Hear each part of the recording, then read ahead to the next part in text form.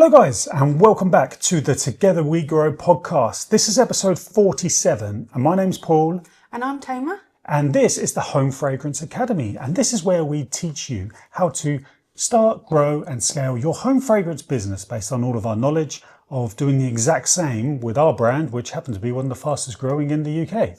Yep, we've collated all of our knowledge from our 7-8 years in the industry, and we share all of our tips and advice and everything that we wish that we had when we first started our business, so that you can hopefully grow your business to where you want it to be. Absolutely. Our business was Cosy Aromas.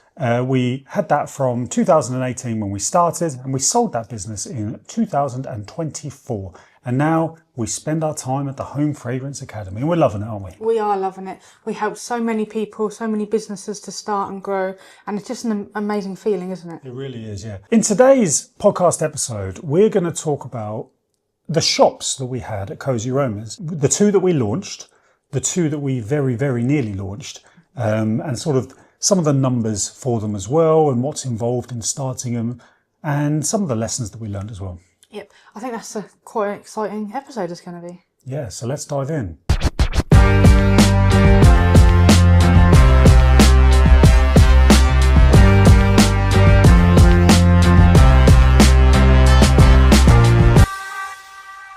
I think when you run a home fragrance business, you know that your products are very touchy-feely, aren't they? And there's something that I'm not assuming that other people are the same as me, that they love going in shops and looking at other people's products. So I think trying to have your own shop is like a natural progression of that, isn't it?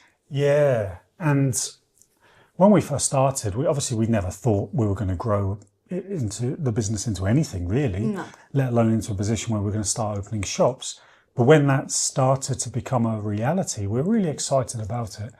I remember it really well. It was 2020, wasn't it, or late 2019, where we saw that in Felixstowe in Suffolk on the east coast of England, they were building a development that they were calling Beach Street.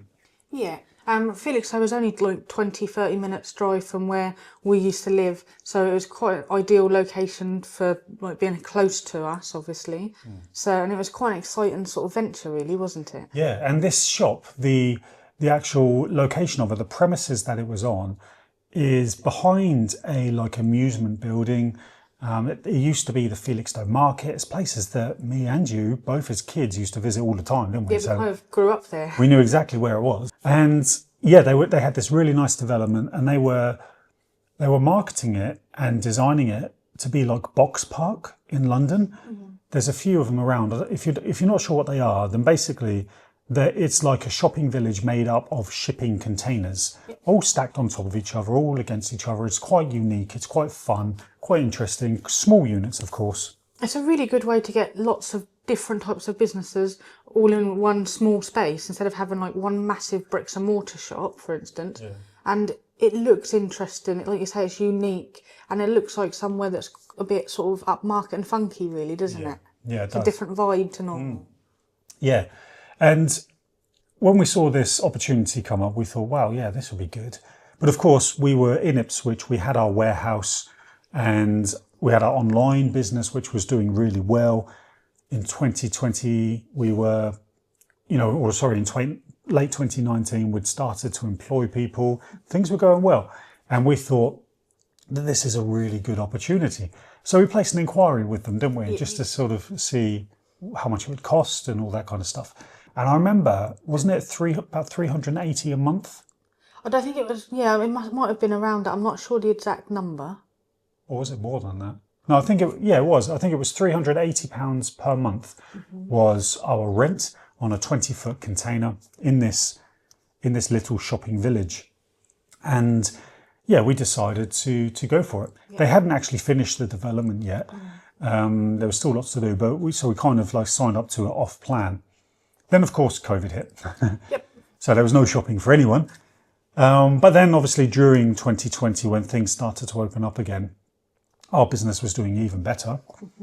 And we kind of knew that it wasn't going to be you or I that ran that shop. It needed to run independently and have someone work there full time. Yeah, because we needed to focus our time and energy on running the business, didn't we? Instead of being in the shop, because obviously the ideal situation is the shop's really busy and you haven't got time to do any work on your laptop or anything because you're too busy serving people. And so that was our thought process, wasn't it? That we wouldn't be able to run the shop at the same time as running the warehouse and the whole business, and as a rule. Yeah, exactly.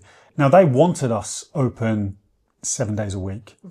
And to do that, we'd need to hire 2 people. And at the beginning, we didn't want to do that. So we didn't. We opened 4 days a week. Saturday, Sunday, Monday, Tuesday. Yeah. They're the 4 days that we opened. And we did some, before we'd even kitted the thing out, we obviously posted a job advert for this. And we had a lovely lady, Justine, apply for it, who lived in Felixstowe. And I mean, she got the job in the end, and she was perfect, wasn't she? She was a great fit. She was really bubbly. She'd run a shop before as well, so she had the experience of doing it. And she was a real people person. Yeah. So she was really good at greeting people and remembering them, and like listening and talking to them. It was a really good fit, I think. Yeah, it was. So she was obviously employed by us 4 days per week, part time. And she had the key, she'd open up, she'd cash up, she'd do everything basically. She was perfect. Probably once a week we would go down with stock for her and any sort of new promotions, marketing material, all that kind of stuff. And when we launched, or before we opened it, obviously we needed to kit the thing out, didn't we? Yeah, that's obviously a big job, and that's something that at the time, obviously, I didn't really think too much about. Actually, it's just, I know, just get some shelving, sort of put it in and put your product on.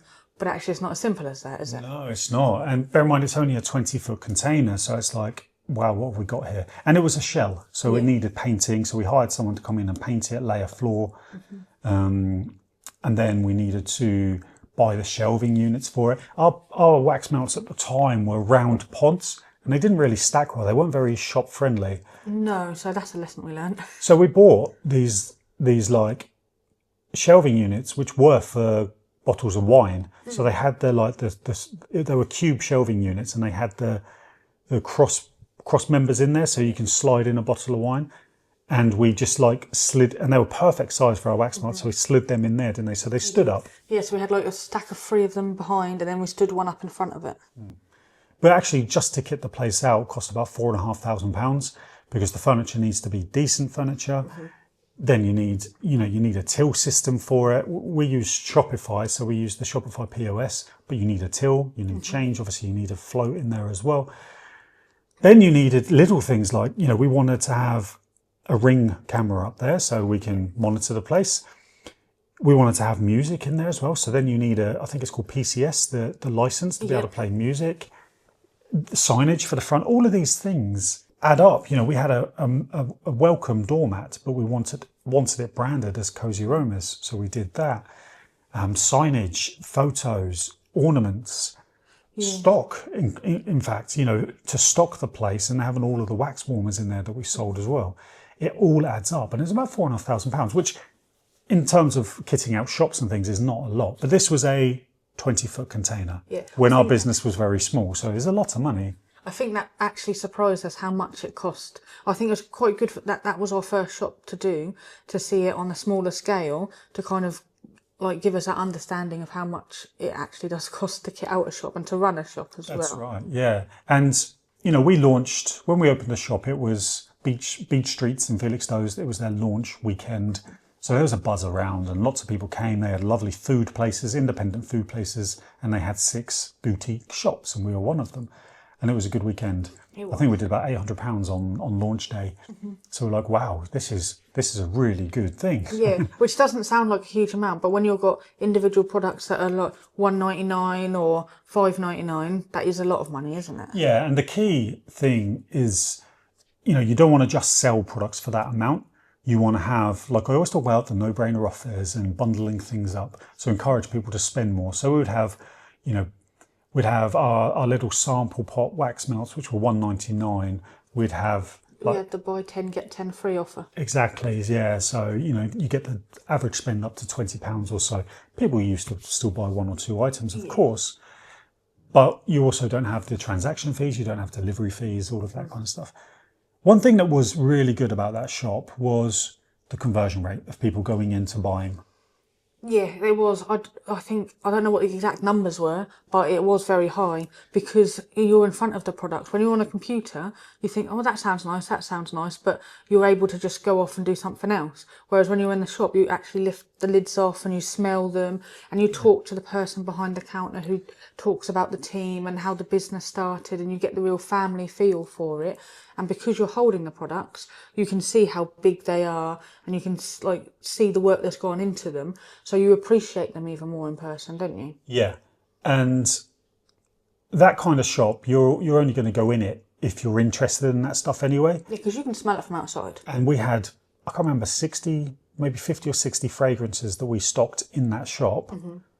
You're bound to find one or two of them that you like, aren't you? Oh, yeah. So that's why the conversion rate was pretty high. Yeah, because we tried to make sure we had a bit of something for everybody so that we could draw everybody in, didn't we? Yeah, that's it. So kitting this out, if you're thinking about opening a shop, then kitting it out and stocking it will cost more than what you plan. Mm-hmm. I promise you, it just will. It always does. Whatever your budget is, whatever your plan is to spend in the shop, it will cost you more because there's hidden things. You've got to have your own insurance for the store as well. If you've got a insurance policy for your business, then those premiums will go up because you have another premises. You've also got to think about your business rates. If you're paying business rates, or if you've got a premises at the moment which is rates exempt, then when you have another premises, you no longer become rates exempt. So you have to start paying business rates. So there's all these things that you really need to think about. And it's an expensive thing opening a shop. No matter how big or small it is. But this shop in Felixstowe, so let's talk about the location. It was right by the seafront. It was. You could literally come out of the door and look to the left and you could see the sea through. Within 30 seconds of leaving our store, you could be on the promenade. You know, it was that close. And during the summer months, during school holidays, all of that, the place would be packed. Yeah. It was a lovely place to be. Family friendly. Yeah. And the shops would be busy. We would sell items. We might do £200-300 on a weekend or each day during the school holidays. Yeah. On a cold Tuesday in January, and there was plenty of them, Yeah. You don't see a soul down there. No. And the amount of 0 days we'd have where we didn't actually sell a thing, but we're paying Justine to be there, we're paying the rates, we're paying the electricity, we're paying everything, the rent, all of that kind of stuff. The place still needs to be stocked, it needs to look good. It still needs to be promoted as well. Yeah. It's disheartening. It is. So, was the place profitable? It wasn't, no. We had it for 2.5 years, about 2.5 years, and it never really was profitable. I think we had 1 month. 1 or 2 months where it was, where we did maybe £5,000 or something like that. But other than that, we probably did about 3,000 a month, so average about 100 a day. Take off that Justine's salary, take off that all the overheads, take off that VAT, all your taxes and stuff. You're not really left with anything. So why did we keep it running for so long?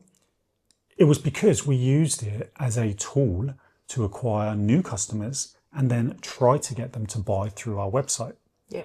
We would put things in, like little leaflets and cards in with all orders, telling them to go to the website for a discount. And there's bigger selections and things like that online because we didn't stock everything in the shop.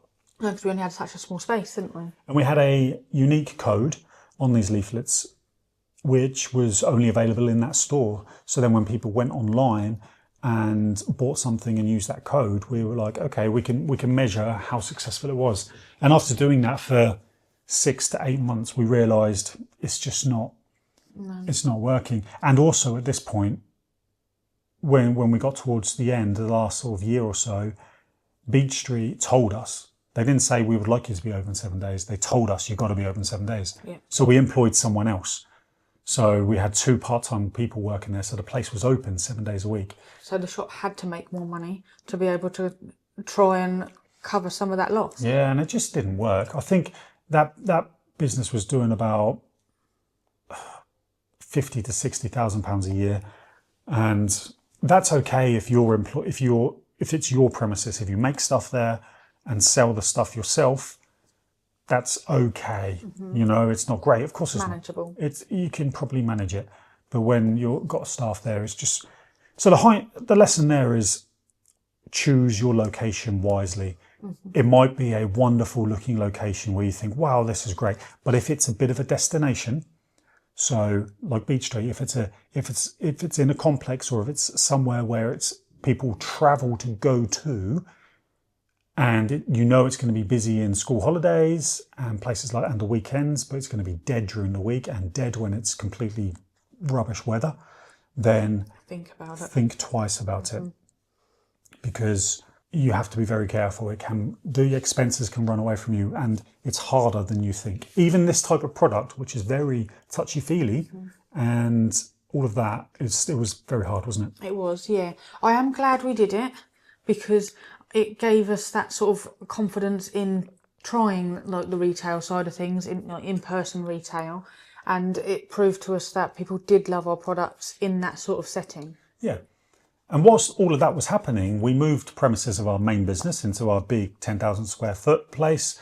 And that was an old car parts place. So it had like a trade counter. And we kitted that out to be a shop, didn't we? We did. And that did quite well. It was on an industrial estate. Of course, we didn't need to have a member of staff for it, because whoever was in the office would go out and serve the people that came in. We just bought a little bell off Amazon, didn't we? Yeah. One little trigger one, so as soon as somebody opened the door, the bell went off. And we had a few products in there, but of course, all of our products were in the building. A lot of people would place an order online and come and collect it. When they would collect it, they would have a little sniff of some of the products we had and maybe buy them. And also, I don't want this to sound sexist at all, but it's true. We were in a industrial estate full of car mechanics and painters, all that sort of stuff. So when it came to Valentine's Day or near birthdays or Christmas, they would flood in and just want to buy something, so we'd have a load of gift boxes. We knew this would happen, so we had a load of gift packs and gift boxes ready for like 20, 30, 40 pounds. Yeah. And then people would just buy those. Valentine's Day and Christmas were the ones. Valentine's Day was actually really big with the shops that were right across the road.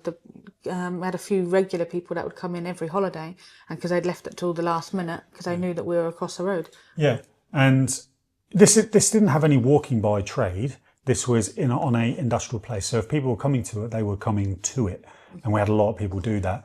And that probably only did about £1,000 a month, but we were already paying the overheads for the building. We were already paying staff to be there. So it was just additional revenue. Yeah. So if you have a premises in your business and there's a possibility of even opening a little trade counter or a little shop that you can really advertise on socials, believe me, it works. People will come to it. And it's so much more profitable because you don't need to pay anything else. There's no extra payment. There's no extra fees involved. The most you might have to buy is some shelving and things like that. Yeah. Which, of course, you can do quite cheaply off like Facebook Marketplace and things like that to start with. Yeah, exactly. And we loved that little shop. That looked great as well, didn't it? It was a really nice setup. We had, from our Facebook community, we used to have people actually, if they were in the southwest of the UK and they were coming to Suffolk or somewhere, or the east of England on holiday, they would on purposely drive to us to come to our shop, have a look around. They'd want to have a little tour of the place, which was great. They even wanted to have selfies with us, which was so weird, wasn't it? I remember there was a lady that lived in Wales, and she was going all the way to London for a holiday. And London was way over an hour from where we were, and she did a diversion on the way to London to come to see us. Yeah, and that's a big diversion as well from Wales. Yeah, it's unreal. So they're the two shops that we actually did end up opening. We do not regret either of them at all, but because what it does is it teaches you lots of lessons, and it allows us to be in a position where we are today, where we're showing you and telling you the situation. There were two shops that we did nearly open. Very, very nearly opened. And this was all based on our experience of having our other ones. And we knew that these would work. Before, I'll get onto it, but at the time of us going through this, we knew that this would work, didn't we? We did. We put so much time and effort into the research, and for instance, we'd go to these places and really explore them on different days and different times and spend some real time there to see what the area was like. And these were serious shops as well. One of them was in a shopping centre, if you like, in Bury St Edmunds, which is quite an affluent town in Suffolk. And It's the sort of town that you drive 30, 45 minutes to go shopping because it is a really lovely place. they've got a town centre and they've got a massive car park, and this was in the middle of that. You had to walk through it to get to the town centre. The footfall was unreal. It was called the Arc Shopping Centre. And it was amongst so many big brands as well. So this particular shop was smaller. It was about 1,000 square foot. So, but it wasn't massive. It had the stock room at the back, big glass, modern, open front, beautiful. It was next to the likes of Jules, Fat Face, JD Sports was there. There's a few different coffee shops kind of on the ends as well. Right next door to us was Costa Coffee, wasn't it? Right next door. And yeah, it just would have worked because the footfall was there every single day. And because this is a type of, this is like a lush product, isn't it? Where people smell it and they're drawn in. So it would have worked well. The cost was unreal. It was about £40,000 a year for rent. The rates were about £20,000 a year. Then there was like the communal charges and all of that. We would have to have had 3 members of staff employed, 2 of which were part-time shop sort of sales assistants, and 1 would have been a shop manager.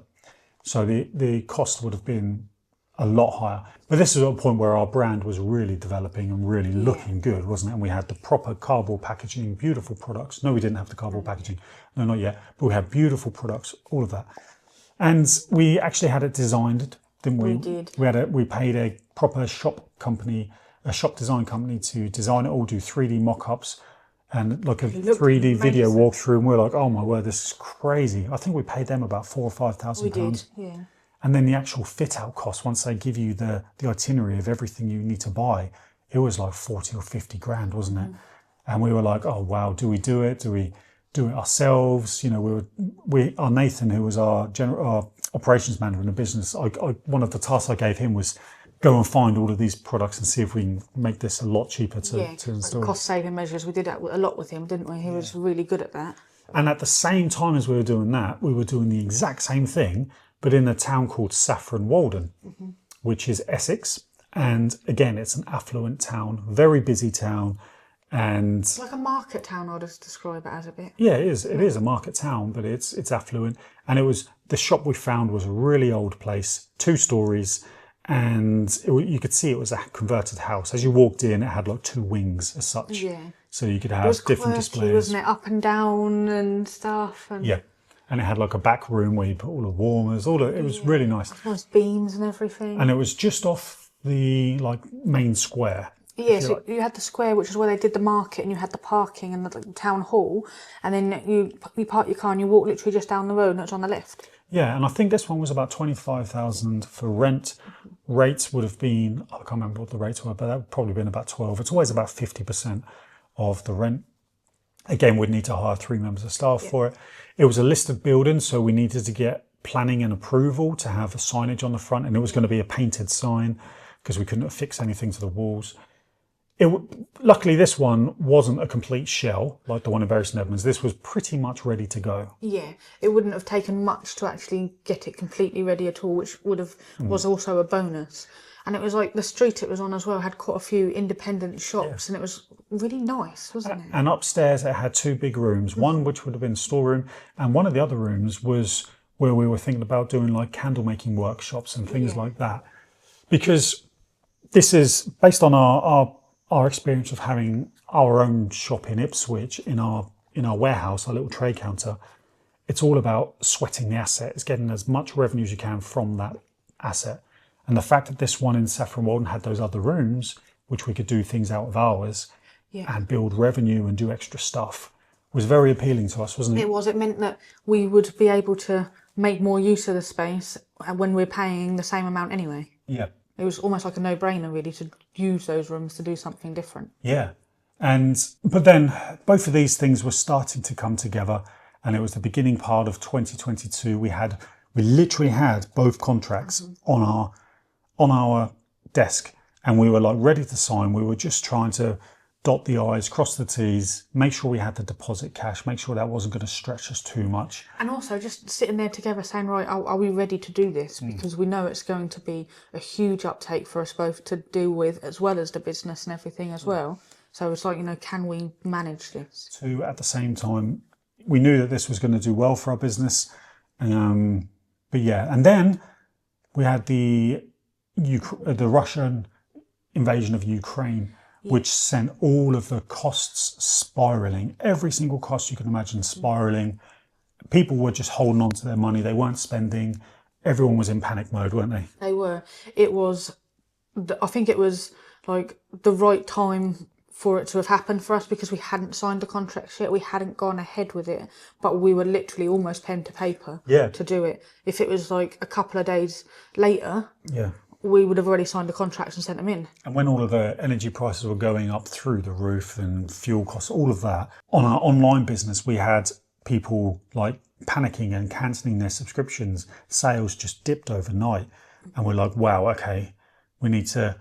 When you're a business owner and you have a business that have all of these different things that could be happening, you have to make quick decisions based on gut feelings and also numbers and stats and things and what's telling you. And our gut feeling was, we need to press pause on this. Yeah.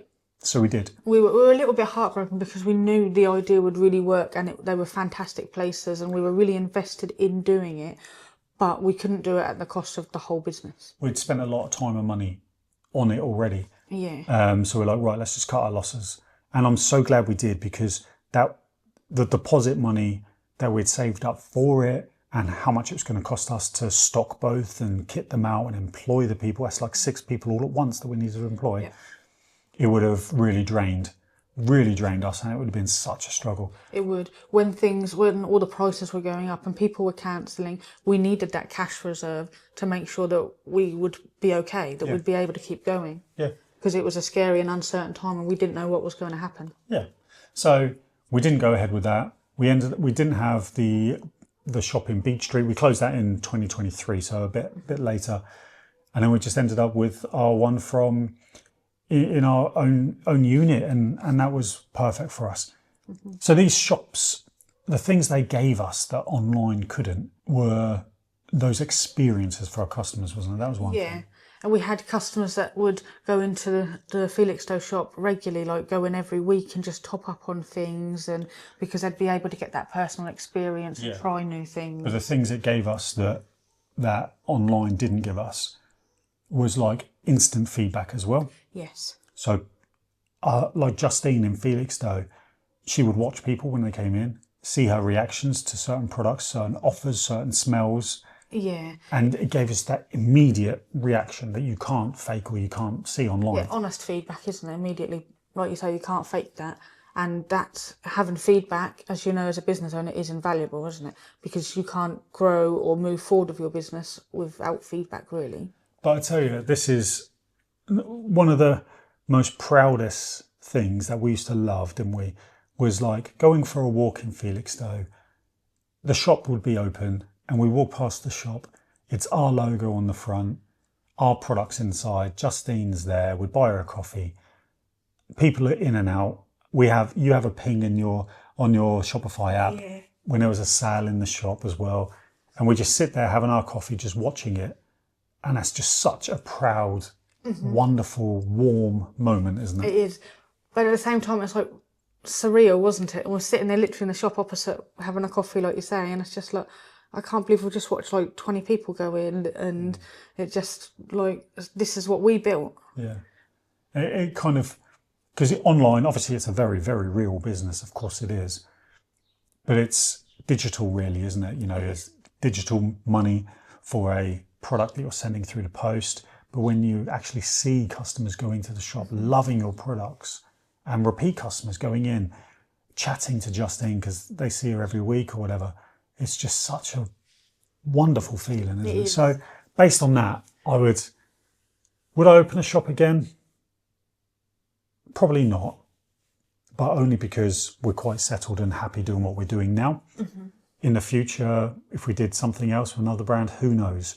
I think shops are wonderful, but a big lesson is location is vital. And also the other thing is you need to make your shop more of an experience these days. People say the high street is dead. The high street is dead for shops that are just very transactional. You walk in, here's a product, go out, buy it, lovely job. If you can turn it into an experience. So think about Lush. They do it right. Walk into Lush, you've got their sales assistants walking around, showing you how to use the products. You've got taps there that people can wash their hands on with the soaps. Yeah. If you can do different things like that. So we were thinking of like having little like scent shacks. So in the middle of the shop, there might be 3 or 4 of these little like sheds or something where each one would have a different wax melt in, and they can go in and really feel what that smells like without all the other smells. Yeah. We were going to have taps as well, like because we're having hand washers and things as well. So they could do that, little bath, like little mini bath set up so they can see what the bath bombs were like. Yeah. Build an experience. You know, we had this thing where we were going to like do like a candles and coffee type shop. Yeah. Candles and everything at the front, coffee shop at the back, stuff like that where it's an experience. If you can do that, that's where people will come, they'll dwell, they'll spend more, they'll enjoy it, they'll recommend it, and they'll come back. Yep. Give them a reason to stay in your shop for longer. That's it. So there you go, guys. That is us talking about the shops that we had and the lessons that we learn along the way. Yeah, it was a wonderful time. We loved it. And if you're thinking about opening a shop, do it, but please do your research. Think about the location, think about times of year. It needs to be busy all the time. Spend a bit more on rent if it's going to be that ideal location. That is the biggest takeaway from this. And don't forget to save up double what you're expecting to pay as well. That's another big lesson. So there you go. That was episode 47 of the Together We Grow podcast. Head over to our website, homefragrance.academy, where you can see some of our trainings and you can get in touch with us. Leave a comment below if you're on YouTube, subscribe to the channel, do all of that good stuff. Don't forget to leave us a review as well, what you thought of this episode and what you'd like to see in future episodes as well. And we'll speak to you in next week's episode. See you soon, guys. Bye.